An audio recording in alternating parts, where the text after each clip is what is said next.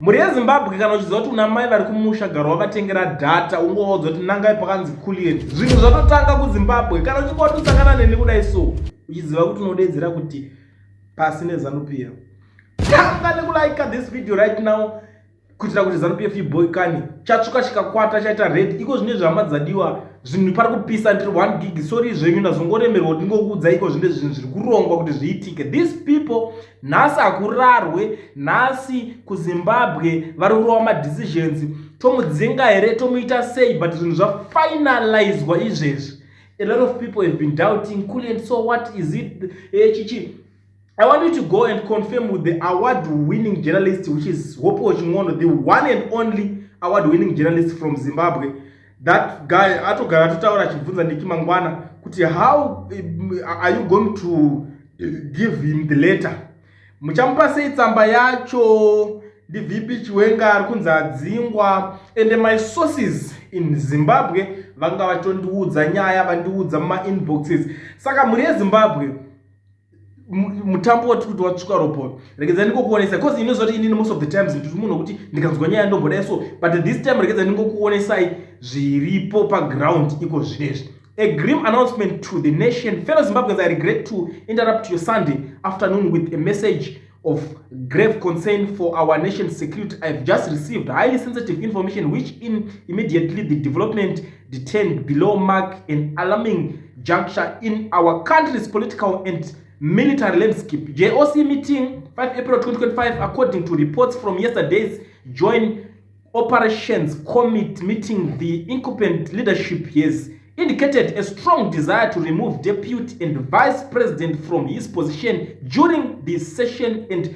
assessment of potential security consequences of such a move was requested. Notably, Fulton Mnangagwa, the Director General of the CIO, expressed deep revulsion and questioned the rationale behind targeting a senior and influential figure like Chiwenga, further highlighting the tension. Matatu, the newly appointed commander of the Zimbabwe National Army, issued a stark warning. He cautioned that any attempt to oust Chiwenga could trigger immediate chaos, with army barracks becoming impenetrable zones of dissent. Source emphasized that Chiwenga's removal is far from a simple personal change. It threatens to destabilize the already fragile equilibrium within the national power struggle. Precab Farm meeting 6 April 2025, Kwekwe. Today, a critical meeting was held at Precab Farm in Kwekwe, attended by prominent figures including E.D. Tagurei Matuke, Auxilia Mnangagwa, Ziyambi, and Owen Muda Ngube, among others. Contrary to the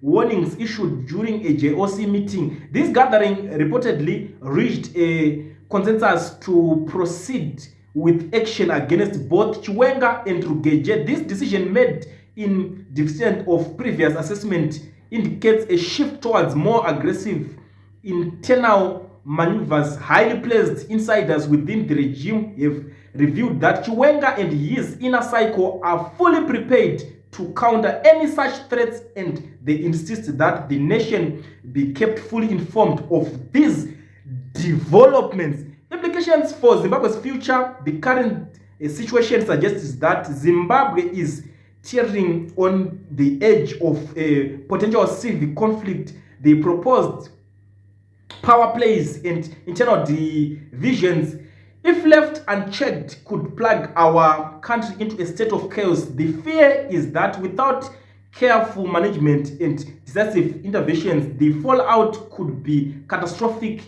ushering in an irreversible period of instability and strife.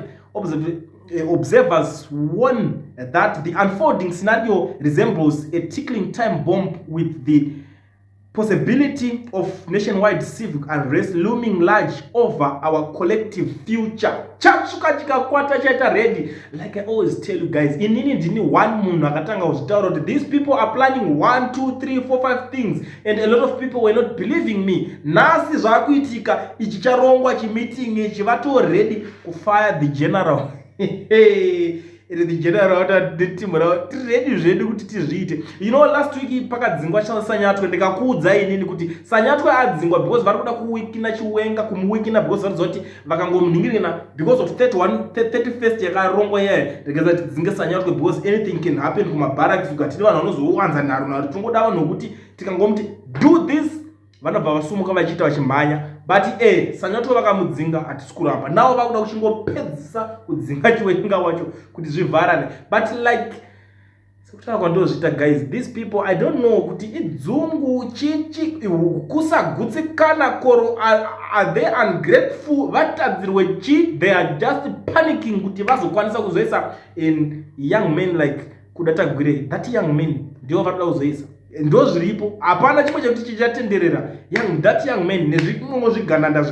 Imagine kuti that young man that the other chigananda wokuti akavhura kambani achiti ndeye IMC technologies aunoti IMC yacho hakuna kana styling zvadhakwa atopuwa tenda kumarod akutorova road iyo kune vamwe vane ma 25 years vachiita that same business but havanambopuwa that opportunity yekuti vachimhanye. Saka ndo zvinhu zvinonyanyarwadza vanhu veZimbabwe kuti why ma opportunities angori evanhu venyu ivavo chete. But this time pari kupisa pari hot I don't know papa udototi isusu guys semhuri yeZimbabwe tiri mhuri we are a family tuonesane tigarisane pasi titaurirane kuti zvinopera ini ndatoremerwawo ndiri 1 gig nozoti hazvinondinetsa kuti ndiridokero ndiregedze kuya panapo ndipe ma-updates so ndinogona kutotengwa nemusoro ndingasatopenga here ndikasakuudzai nyaya idzozi ndisanaenda kure.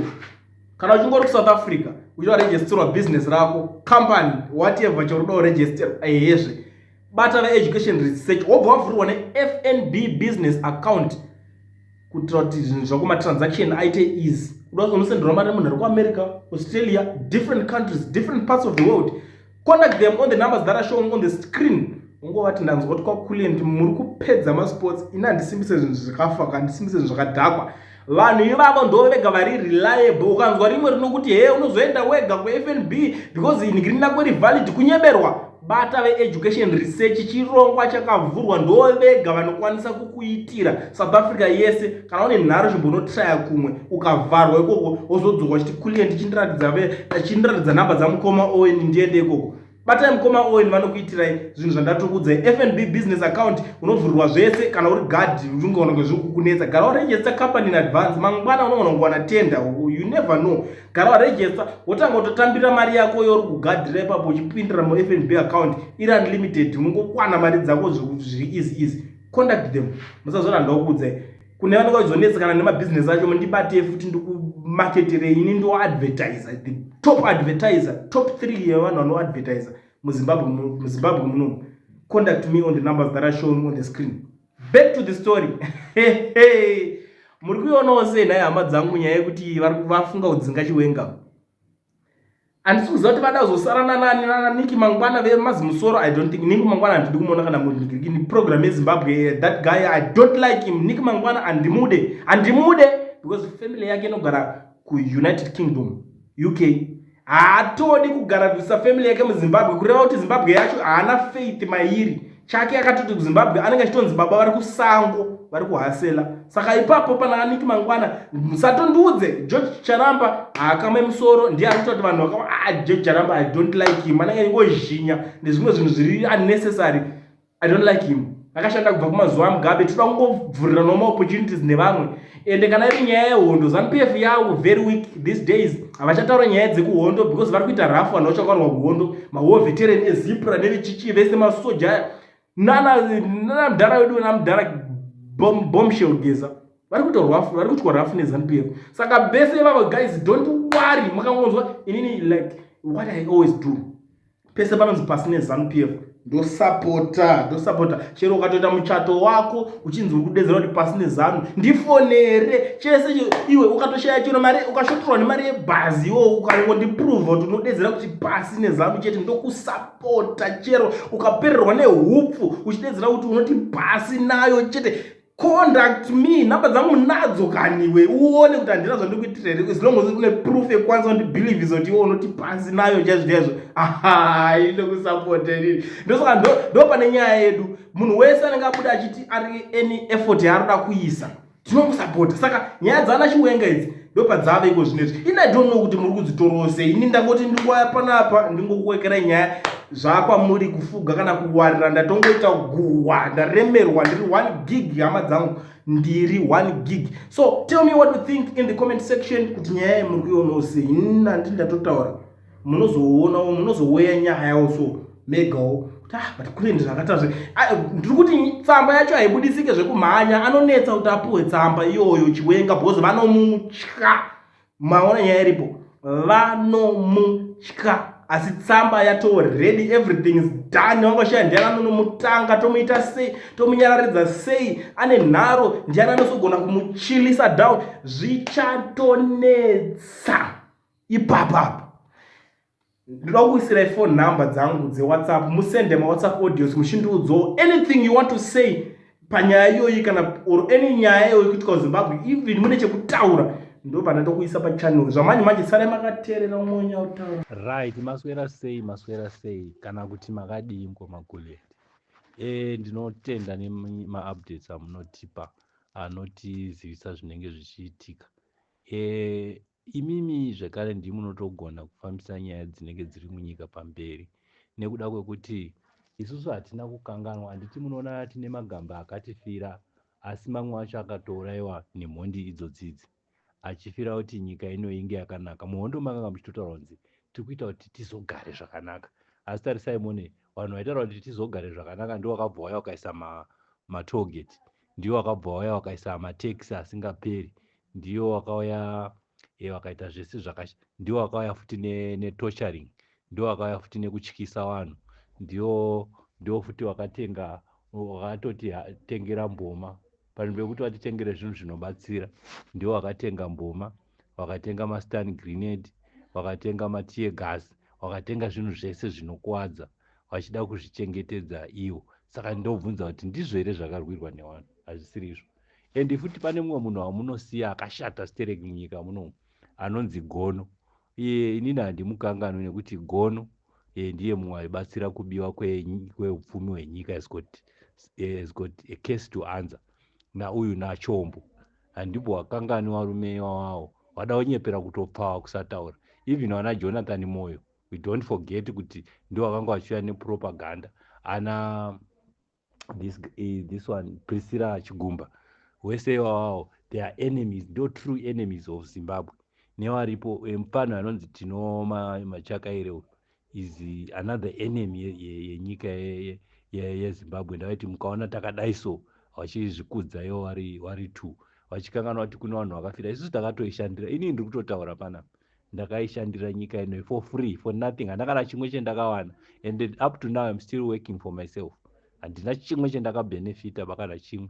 Vakauya vachinyepera kuti mamota ana mukumba mazupko, ameno mascandals anga arimo mukati mazvo, mishonga hakuna kuzvipatara, marodhi ane mapothole, mari ichibiwa, vanhu vachitamba nemari vachipanana nevamwe wakawanda zvavo, nevamwe vaimbi vaipiwa dzimotikari idzodzodzo, nyika isina mishonga. Saka ndati ndikutsvikirawo nyaya idzodzi nekuti inyaya dzinototirwadza, dzinofanira kubatanidzirwa panyaya iyoyo.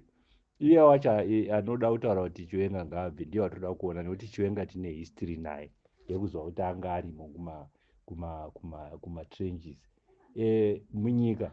Vanhu havazogonawo kuita utsvene, asi pano vanoona kuti uyu munhu anosvikika. Manje vanhu havada kuita ma-untouchable. Ndofunga wakawana mumwe achiti mapurisa sungai munhu wese, tosungiwa isusu tese, everyone is equal before the law. Hapana chemumboti president. And respect is earned. Respect is earned. You don't just get respect from nowhere just because watora power. Power yacho futi dai makasarudzwa zviri nani, makabvuta.